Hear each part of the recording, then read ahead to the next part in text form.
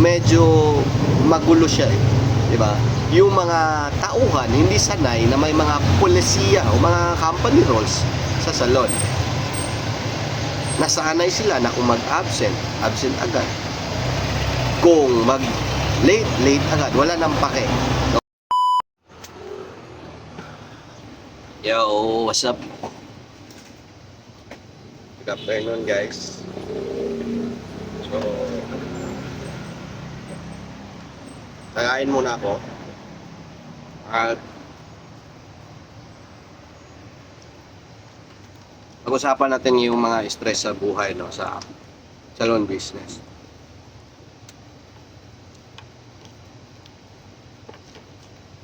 Nung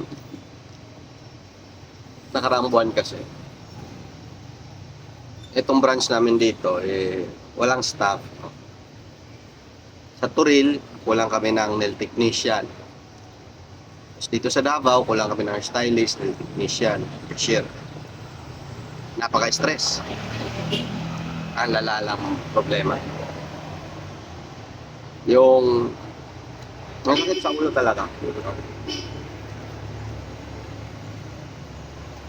Pero na-realize ko na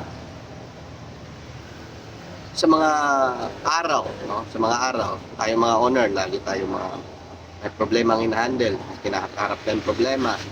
Problema natin, mahina yung benta natin. Problema natin, wala tayong tao. Problema natin, nag-resign yung tao natin. Problema natin, umalis yung tao natin. So lahat ng mga stress na yan, sinasalo natin araw-araw. Ang bigat. Ang bigat sa pakiramdam, di ba? At sa mga, pag may mga mangyayari mga problema, talagang nakakawalang gana, nakakalungkot, wala kang motibasyon sa buhay. Pero ito na-realize ko, no? Share ko na lang sa inyo. Kain pala tayo. Sa bawat araw na kinakaharap mo yung problema, yung stress sa buhay, yung stress sa negosyo, na-realize ko na ikaw pala yung talo. Ikaw yung natatalo sa bawat araw. Siyempre, katulad ng kwento ko sa inyo, ang branch namin, ang salon namin sa Davao, sa Turin, kailangan yan merong hairstylist, 2 dapat.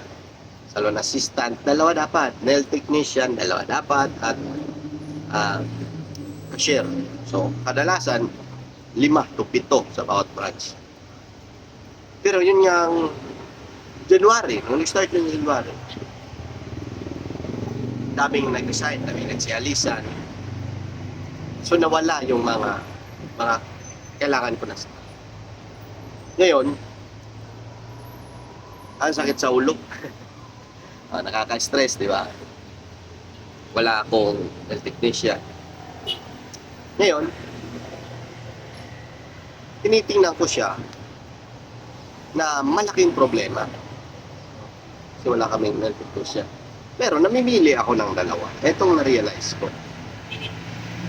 Ano ba talaga ang pinaka nagbibigay sa akin ng stress sa aking negosyo? Kulang ng nail technician o kulang ng stylist? So dito, natimbang-timbang ko na malala pag wala akong stylist, no?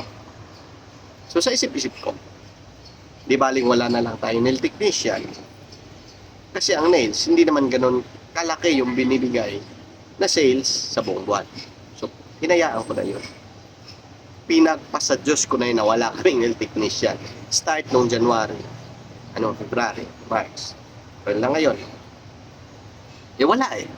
Diba? Pero patuloy kaming naghahanap ng solusyon. Hire kami, meron naman talagang dumating. Kaso ang problema, mataas yung standard namin. Unang-una, meron kaming HR, no?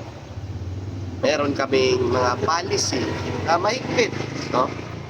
Dito kasi sa salon business, palagay ko sa dami ng mga na experience ko o mga kakilala ko mga salon owner, kami yung isa sa mga pinakamahigpit pagdating sa company rules. Kasi bawal sa amin yung cellphone namin nire-remit namin sa counter. Tapos yung late naman, bawal sa amin. Yung absent, bawal sa amin. Sa salon business kasi, medyo magulo siya eh. Diba? Yung mga tauhan, hindi sanay na may mga polisiya o mga company rules sa salon. Nasanay sila na kung mag-absent, absent agad. Kung mag-late, late agad. Wala nang pake. No? Sa amin kasi meron kaming contract, meron kaming mga pinipirmahan, meron kaming non-disclosure, meron mga agreement. Kaya, medyo nahihirapan kami. Pero yun nga, na-realize ko na itong stress talaga. Habang araw-araw, no? Stress ka ngayon, wala kang tao, wala kang benta. Stress ka ngayon, nasakit ulo mo. Ikaw pala yung natatalo. Talunan ka sa araw-araw.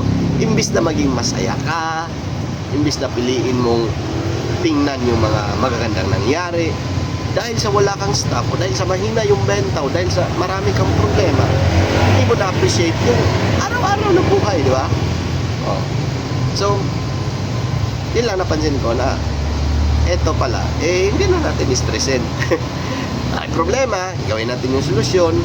Ano yung solusyon? Gawin natin. Hindi pa rin na-solve, gawin ulit natin yung solusyon. At naniniwala din naman kasi ako na madami pa rin maayos na tao. Marami pa rin mga tao na maayos na naghahanap ng trabaho. Hindi lang yung mga taong pupunta lang sa salon mo para sisirain yung negosyo. Hindi ko sinabing lahat, pero as 10 years na experience ko na yan. Mga magnanakaw. Kaya nga pa tayo. So yan lang i-share ko ngayong araw na to, no? yung problema sa stress. Kasi kung siseryosohin mo siya, talo ka sa araw-araw, no? Ikaw yung talunan. At ayon sa mga nakikita ko mga videos, no? Kasi mahilig ako manonood ng mga videos. Itong stress pala nakapaloob nito, kasama nito ang sakit, no? So, kung ayaw mo magkasakit, huwag ka na mag-stress. Di ba?